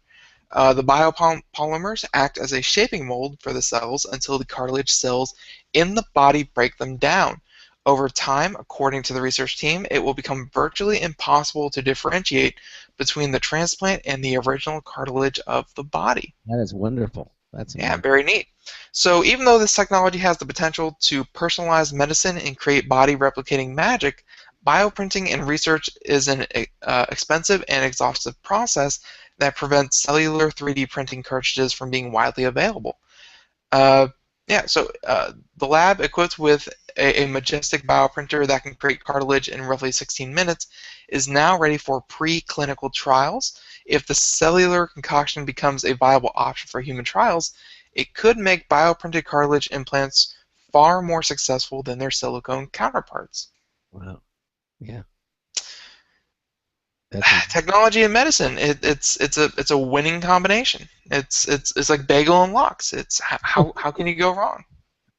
I prefer bagel and Nova, but yeah, I get it. I understand. To each their own. Yeah. Okay, drones are in the news again. The FFA approves delivery drones as long as Amazon changes everything. You see, there's always a catch. Okay. You can do what you want to do, just don't do what you want to do. Evidently. Okay, well, remember back in December of 2013, Amazon announced with great fanfare a radical concept for delivery drones on autopilot, carrying small packages right to the customer's doorsteps. Well, while the idea was not without its critics, it looked like a tangible future, okay, for commercial drones. Yesterday, the FAA announced that they are finally willing to let Amazon test their drones within the United States, provided that Amazon doesn't test anything meaningful or innovative about the drone delivery concept at all. Wait a minute. The whole thing is meaningful and innovative. How can you do that without testing it? All right. Here's the specific language from the FAA's announcement of Amazon's experimental airworthiness certificate. Get this. Under the provisions of the certificate, all flight operations must be conducted at 400 feet or below during daylight hours in visual meteorological conditions. The UAS must always remain within visual line of sight of the pilot and observer. The pilot actually flying the aircraft must have at least a private pilot certificate and current medical certification. Wait a minute. Fine, Craig. You go first. Well, he has to have a visual line of sight of the pilot and the observer. So is that a camera, or does he have to be physically there following the drone? Line of sight does not mean camera. So. Well, but he has to see that. He has to see the drone at all times. Yep. All right. See, everything that sounds like there. It sounds like the FAA's general recommendations for hobbyist drone flyers. Like, if you wanted to go buy a drone and you wanted to go fly it at the park, those would be the exact conditions that you have to abide by. Don't fly it in rain because it could, go down for some reason. It could hurt someone. Don't fly it too high. Only fly it during the day. Make sure you have line of sight of it. Those are all their general hobbyist, guidelines. But that does nothing. That does nothing for a company like Amazon. Yeah, I mean, the whole point of this is that you're going to be delivering these things, tens of hundreds of miles, away from wherever this is going to be. You need remote access, and they're not. It sounds to me like they're not allowing remote access. Look, it says here. Look, in the video Amazon Prime Air release for the concept, there's no pilot in sight. Okay. At a warehouse, a human loads the package into a special container where a conveyor belt takes it to a drone, which then flies up from a landing pad over the factory to a field and to a distant house. In order to accomplish drone deliveries, Amazon either needs to launch the drones from delivery trucks, or it needs the drones to fly autonomously and beyond the line of sight pilots. Yeah. For the latter and likelier scenario, right? Neither component is allowed by the FAA. As Jason Knoble notes at Motherboard, it'll prevent Amazon from actually delivering packages over any kind of appreciable distance. That's what I thought. The line of sight is the killer. It can't be line of sight. That's the whole purpose of this thing. So by making it line of sight, it's, as Ben says, it's no more than a hobby drone. If Amazon can't meaningfully test their delivery system, even with an FAA experimental certificate, they might move their drone testing abroad Amazon suggested as much last year, and Google is already testing their drone-based delivery system in Australia. There you go, our government at work. Like, I get their trepidation. They don't want to give Amazon special treatment, and then every company with a drone system out there wants to come and do the exact same thing. You don't want everyone flying drone. Like 1 year no drones, next year there's drones everywhere, and that could cause a lot of problems. But to just kind of slap on the same rules for a hobbyist as you would a corporation, that takes no brain effort whatsoever. That just says, all right, we'll think about this later. We'll think about how to do this at some other time. So until then, here, do something that will make no sense and will not work in the least. Like it's like they didn't even think about it. I mean, why bother? I mean, this is really. If these are the exact rules, then no, that they definitely won't bother. Yeah. Wow. Okay. Go ahead. All right. So I was elated when I read that. Now all of a sudden it's like, no. Well, the title said it. I mean, they approve them if you just change everything. Yeah, exactly. Okay, go ahead. The title didn't lie. No, it didn't. So how about this story? I know we only have a minute, so Craig, feel free to interrupt me. Mm-hmm. But apparently in Europe, you can buy Bloodborne, a new video game, with a unit of your own blood. Yes, Walmarts are getting very extreme over there. PlayStation Denmark is promoting the upcoming launch of the PlayStation 4 exclusive game Bloodborne in a rather unconventional way. A blood drive. So on March 23rd at the IT University in Copenhagen, you can donate blood for a chance of getting a free copy of Bloodborne. Rather than automatically receiving a copy of Bloodborne, which would be far too easy, donors must give blood and then roll a die to see if they've won a copy of the new game. Or another PS4 game. That's so everyone who gives blood will also be entered into a contest to win a Bloodborne-themed PlayStation 4 console. The blood drive is being carried out by PlayStation Denmark in cooperation with Give Blood, a Danish charity. So while this is clearly a clever bit of marketing, Give Blood says that this blood drive is significant for another reason. Male blood donors are rare in Denmark. Presumably, the implication here is that Bloodborne players are mostly male. I'm going to have to agree on that one. Yeah. Well, there you go.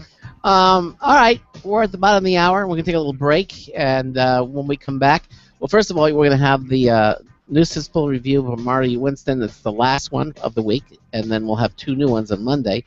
And of course, our show reminder winner. We'll announce that when we come back. You're listening to the Computer America Show on the Blog Talk Radio Network and the IRN Radio Network. We'll be right back. Stay with us. Looking for a best friend? Brother Wolf Animal Rescue has your best friend waiting just for you. The mission is to protect and enhance the lives of companion animals and the people who love them. Their no-kill rescue shelter is open year-round, making it easy for people to adopt their best new friend. This year, Brother Wolf will find homes for over 2,400 orphan dogs, puppies, cats, and kittens. All have ended up as an orphan through no fault of their own. Brother Wolf has created a safe, nurturing environment where these special animals can heal emotionally and physically until they find a lifelong home. Their life-saving transport program brings dogs and puppies from overcrowded shelters in the south to rescues in the north where homes are easier to find. Brother Wolf Animal Rescue is a 501c3 organization. To learn more about their life-saving work and to make a donation, visit their website at www.bwar.org. That's www.bwar.org. Help to realize Brother Wolf's vision when no animal is euthanized for lack of a home. Who's a good boy? Hi, this is Craig Crossman, host of the Computer America Show. You have important meetings to schedule. Your company's getting ready for its IPO, and you're in charge of the PTA fundraiser this month. So how do you coordinate everyone to be available at the same time? Are you still using emails, phone calls, even text messages to schedule meetings with a group of people? How's that working out for you? Not so great, huh? It's a fact that every day, millions of people suffer from scheduling headaches. Well, with Doodle, scheduling meetings with a group of people is quick and easy. With Doodle, you can easily propose available times to each member. Each one checks off the times that they're available, and then you simply pick the time that works best for the group, all in an easy-to-read display that integrates with your existing calendar. Nothing could be more simple. Give Doodle a try for free, and like millions of Doodle users, you'll truly see how easy it is to find the perfect date and time for all your meetings. That's www.doodle.com.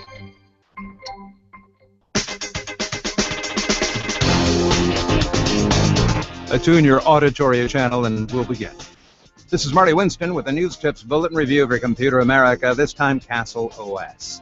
The Wild West of home control devices, controllers, protocols, and incompatibilities very much limits a user's ability to make significant things happen, especially when you try to act natively with more than one try.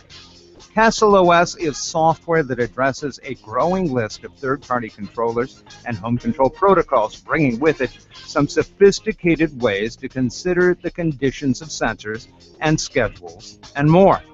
Much of it is like a rules language, some of it like a scripting language, but all of it approachable with no requirement for any major programming skills. On Windows, as on many mobile platforms, it runs as an HTML app, largely browser agnostic. We like that it's very good at setting up sensor-centric automation. With enough sensors, workspaces become to some extent self-aware, and there's some level of autonomy in simply setting up stimulus response instructions. Bottom line, in the Tower of Babel of home control systems, Castle OS offers a facile Rosetta Stone with a dollop of finesse. This is Marty Winston with the News Tips Bullet Review for Computer America.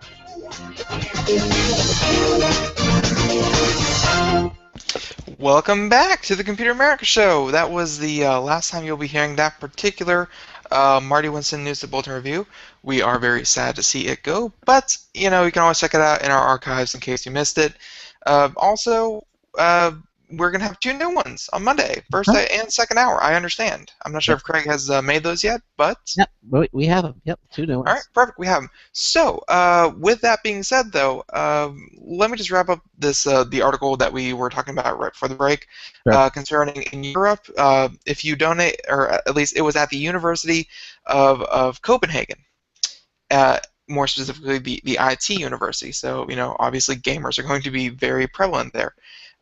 They said that they were trying to get more people to donate blood, and they did it using a video game called Bloodborne. They said that late last year, some Canadians tried something similar in a Kickstarter called Bloodsport. They created a prototype Xbox 360 gamepad that was wired into a blood collection machine via an Arduino microcontroller. When the gamepad rumbled or vibrated, the Arduino triggered the machine, causing it to collect a small amount of blood. The project was quickly suspended from Kickstarter, but the Bloodsport team never explained the reason for suspension. We actually did that one. I'm not sure if you remember that one, Craig? No, I don't. That was a funny one because they actually created a game. It was like a first-person, or it might have been like a vampire or something like that. It was some kind of, a fighting game. Mm-hmm. And you would get hooked up to, everything with a needle, blood collection, if you've ever been to blood donation, they hook you up and everything. And you sit there and you play the game, and then whenever you got hit or you lost life, instead of losing your virtual life, you would actually lose some blood. Huh. And the game would be over whenever you donated a pint of blood.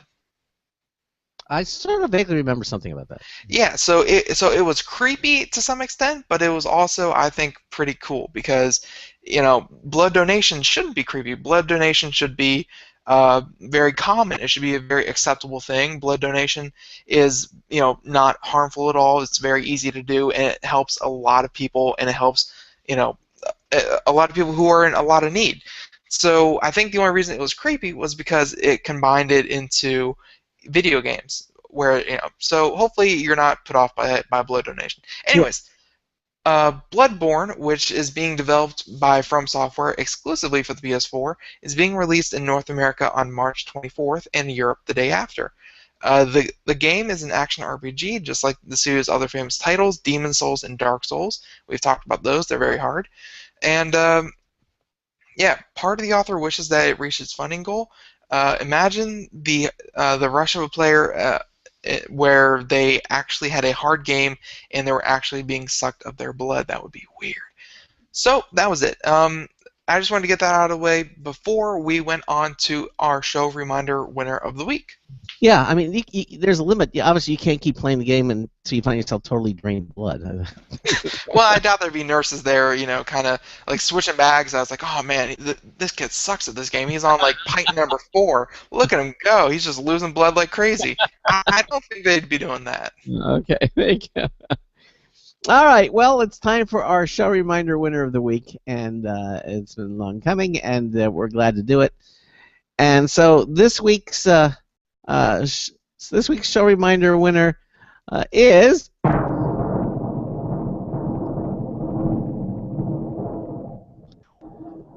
Jose Roca.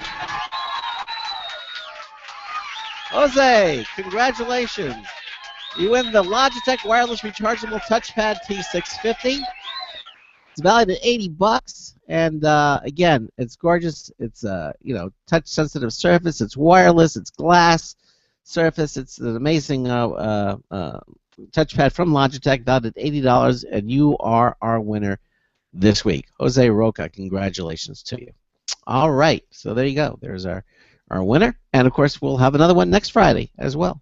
Just register for our show reminder if you haven't. It's just that simple. Just go to computeramerica.com, and you click on you just click on our contest page. It's there. Actually, it's a couple places. You can do the contest page. Where else can you do it? You can also click on weekly newsletter on our home page, and that'll take you to the show reminder newsletter. You can just enter. Either way will work, and then you're in the drawing every Friday. Could be you next. You could be lucky like Jose Roca. All right. Well, this next story is from the Telegraph. The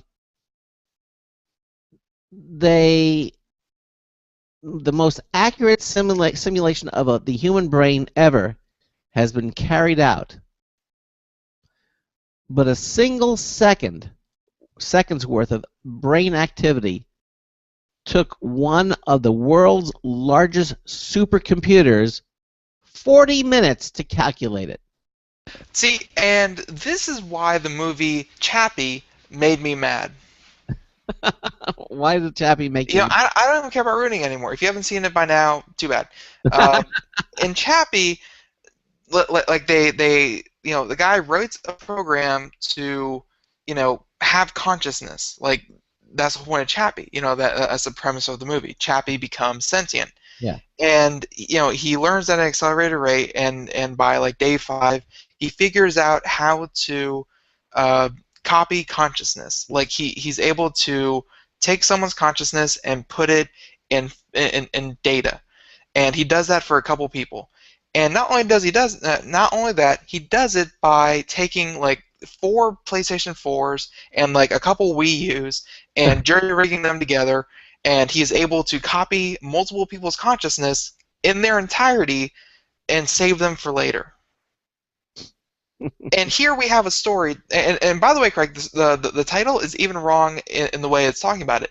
The real title should be the 4th largest supercomputer in the world is able to replicate 1 second of 1% of the human brain's activity. Right, 1 second of human.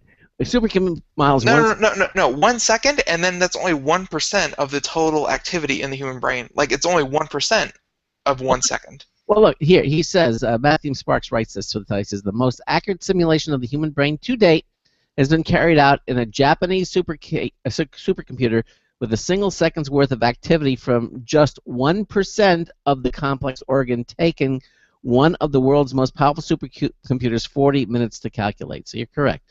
Researchers use the K computer in Japan, currently the 4th most powerful in the world, to simulate human brain activity. The computer has 705,024 processor cores and 1.4 million gigabytes of RAM, but still took 40 minutes to crunch the data for just 1 second of brain activity. The project, a joint enterprise between Japanese research group Riken, The Okinawa Institute of Science and Technology Graduate University, I'm not going to try that, in an interdisciplinary research center based in Germany was the largest neural network simulation to date. It used the open source neural simulation technology, known as NEST tool, to replicate a network consisting of 1.73 billion nerve cells connected by 10.4 trillion synapses. That's what the brain is again. While significant in size, the simulated network represented just 1% of the neural network in the human brain. All of that. In other words, 1.73 billion nerve cells connected by 10.4 trillion synapses is just 1% of the neuronal network in the human brain. That's why I said this latest achievement. It was the fourth largest supercomputer, making 1 second of a human brain, and only doing 1% of the capacity of a human brain. Now, rather than providing new insight into the organ, the project's main goal was to test the limits of simulation technology and the capabilities of the K computer. Through their efforts, the researchers were able to gather invaluable knowledge that will guide the construction of new simulation software. In addition, their achievement offered neuroscientists a glimpse of what can be achieved by using the next generation of computers, so-called exascale computing. Yeah. Exascale computers are those which can carry out a quintillion floating point operations per second, which is an important milestone in computing, as it is thought to be the same power as a human brain and therefore opens the door to potential real-time simulation of the brain's activity. Currently, there is no computer in existence that powerful, but Intel has said that it aims to have such a machine in operation by 2018. See, was it the petascale? You have 1,000 petaflops that it becomes an exaflops. So that's how fast it is. If a petascale computers like the K computer are capable of representing 1% of the network of a human brain today, then we know that simulating the whole brain at the level of the individual nerve cell and its synapses will be possible with exascale computers, hopefully available within the next decade. Okay, see, it's, what is it? Not far behind. What? Terminator. What is it? What's the computer? Skynet. Skynet's not far behind. No, that's not even. Okay. This is nothing to do with Skynet. Well, Skynet became self-aware. It had to be at least at the exascale level. Making a simulation and making something autonomous are completely different things. Yeah, but you need to do one before you can get to the other. It's part of the process. Yeah. No, not really. Anyways. Yeah.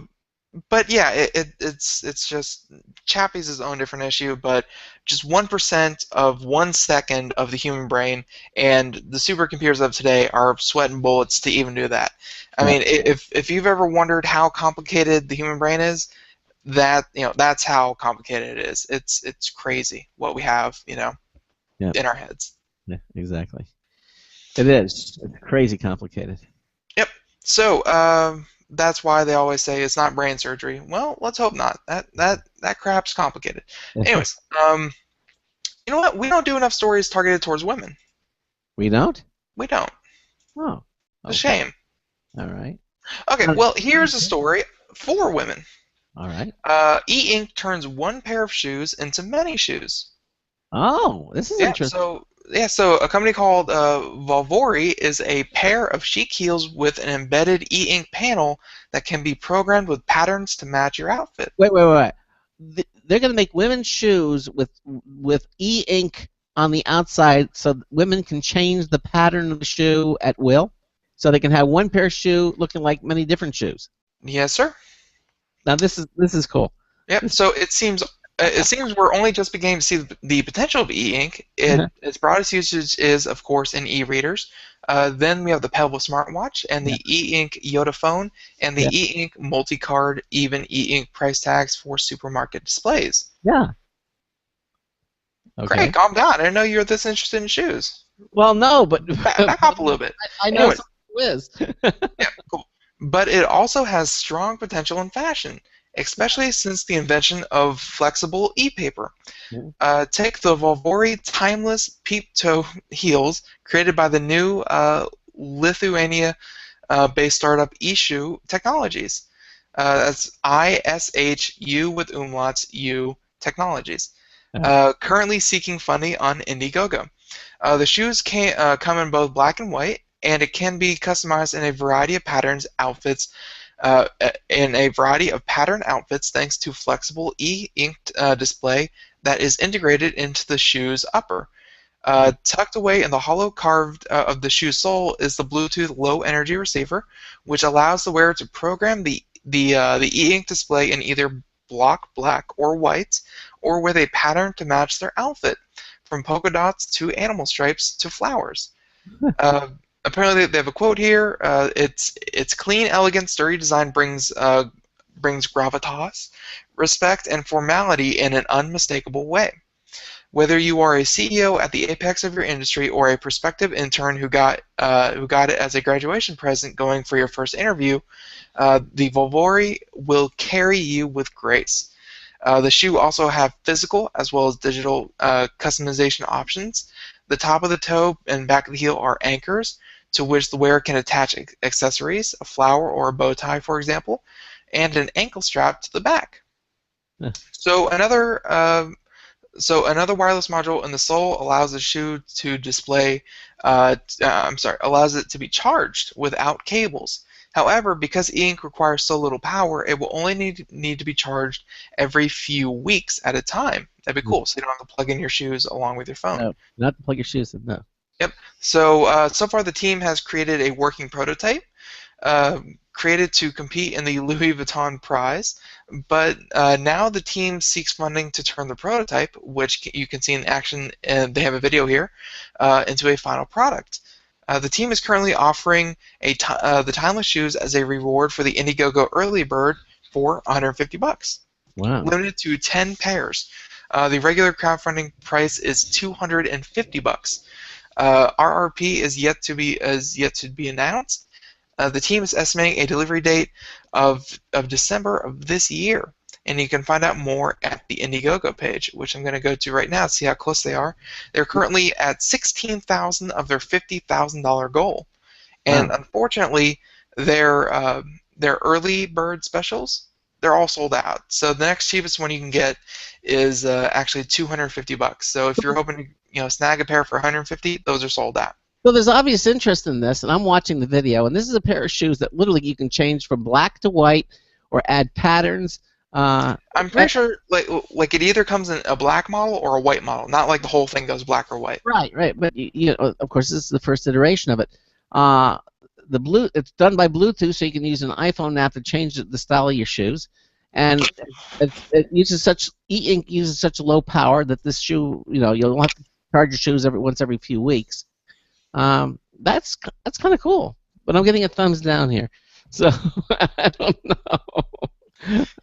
I think it's interesting. I think they're kind of neat. I think if one of the bigger shoe makers, pick it up, if Louis Vuitton or whatever other company makes shoes, that's fancy. If they pick it up and they market it right, it could go for a lot more than $250, and it seems like a really cool idea.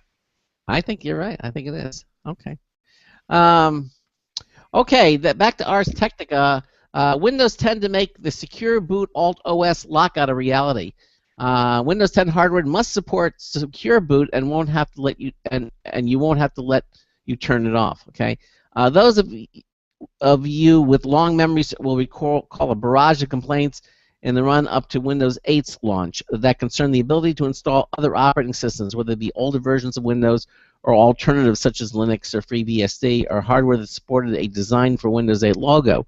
To get that logo, hardware manufacturers had to fulfill a range of requirements for the systems they built, and one of those requirements had people worried.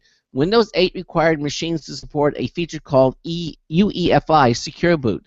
Secure Boot protects against malware that interferes with the boot process in order to inject itself into the operating system at a low level. When Secure Boot is enabled, the core components used to boot the machine must have correct cryptographic signatures and the UEFI firmware verifies this before it lets the machine start. If any files have been tampered with, breaking their signature, the system just won't boot. This is a desirable security feature, but it has an issue for alternative operating system. If, for example, you prefer to compile your own operating system, your boot files won't include a signature that Secure Boot will recognize and authorize, and so you won't be able to boot your PC. However, Microsoft's rules for the design for Windows 8 logo included a solution to the problem they would cause. Microsoft also mandated that every system must have a user-accessible switch to turn Secure Boot off, thereby ensuring that computers would be compatible with other operating systems. Microsoft's rules also required that users be able to add their own signatures and cryptographic certificates to the firmware so that they could still have the protection that Secure Boot provides while still having the freedom to compile their own software. This all seemed to work, and the concerns that Linux and other operating systems would be locked out proved unfounded. This time, however, they're not. At its WinHack hardware conference in Shenzhen, China, Microsoft talked about the hardware requirements for Windows 10. The precise final specs are not available yet, so this is all somewhat subject to change, but right now, Microsoft says that the switch to allow Secure Boot will be turned off is now optional. Hardware can be designed for Windows 10 and then can offer no way to opt out of the Secure Boot lockdown. The presentation is silent on whether OEMs can or should provide support for adding custom certificates. So there it is. So should this stand, we can envision, we can ask that OEMs building machines that will offer no easy way to boot self-built operating systems, or indeed any operating system that doesn't have appropriate digital signatures. This doesn't cut out Linux entirely.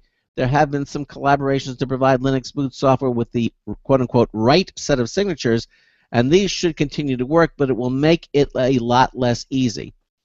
They've asked Microsoft if the slides are accurate and OEMs will indeed be able to build machines that essentially lock out other operating systems, especially in light of the visceral reaction to the original Secure Boot requirement.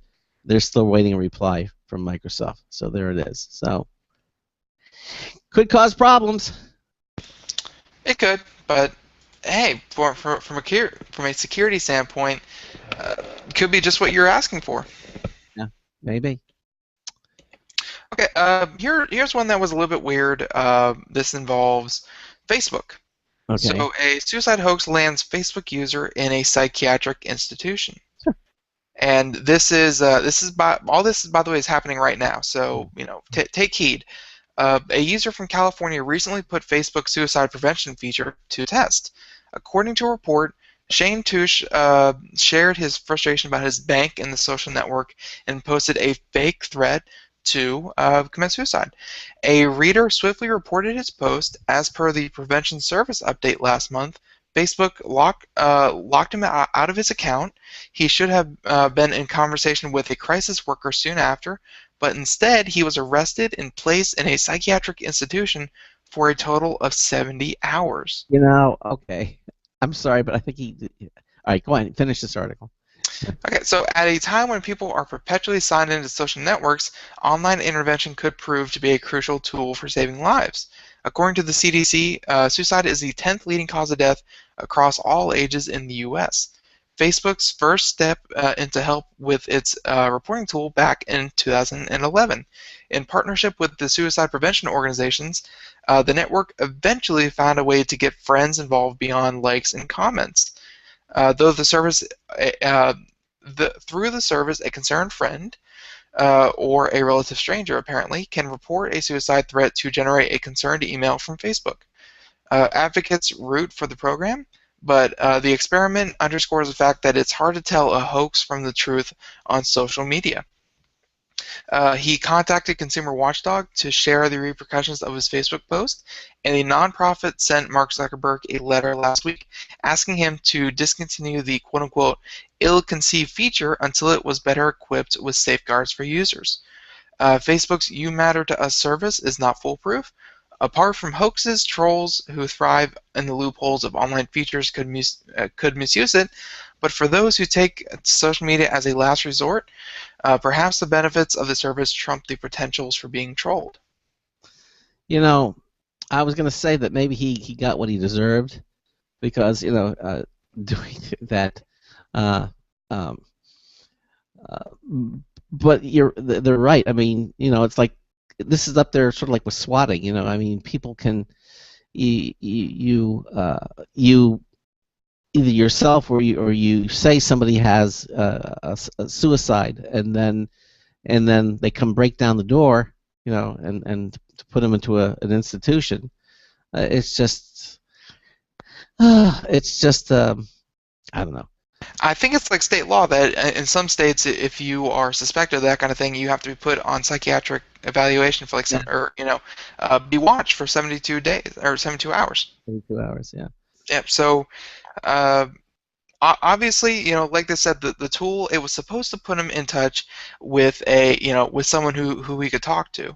Yeah. And I believe if that was done in the proper way, like they said, he should have been put in contact with a crisis worker, but instead he was arrested and placed in an institution. Yeah. I think if he had just, if Facebook had instead had like a pop-up window and it's like, hey, we were alerted that you posted some disturbing things, would you like to talk or something like that, and then he could have just, spelled it out from there and done away with the whole thing. I think the only reason this got out of hand was because, the cops were just immediately called. Yeah. So, I think the system they have in place is good. It's just in this one instance, it seemed to fail. Yeah. Well, it certainly. I mean, obviously, they need more work on that. They need more work with this to see to evaluate it. Obviously, it needs a lot of work. The best thing I can say. I don't think he necessarily deserved to get what he got, but he certainly pointed out that 90 seconds. Well, he was being obviously hyperbolic about the whole thing, and he, to say he was tactless would be, putting it shortly. But no, of course he didn't deserve that. It was his Facebook post. It was his comment. Yeah. He should not have been. He should not have lost 3 days of his week just because someone else reported him. Yeah, exactly. Well, we're about out of time here. Again, on 60 seconds. Monday, we're going to have a company called Vivaldi, and they have yet another browser that they're going to be talking about. And then on the following hour, we're going to have TLDR. And I'm not sure what that is. I was trying to look it up, but again, my browser hung, so I don't know what the heck it is. But we'll just have to wait and see on Monday. In the meantime, have a great weekend, and Ben and I will see you on Monday night. Again, congratulations to our winner from Jose Roca, won the Touchpad T650. Congratulations, and we'll see you on Monday night. So until Monday night, this is Craig Crossman, hoping that your hard disk never becomes floppy. We'll see you Monday night. Good night, everyone. 10 seconds.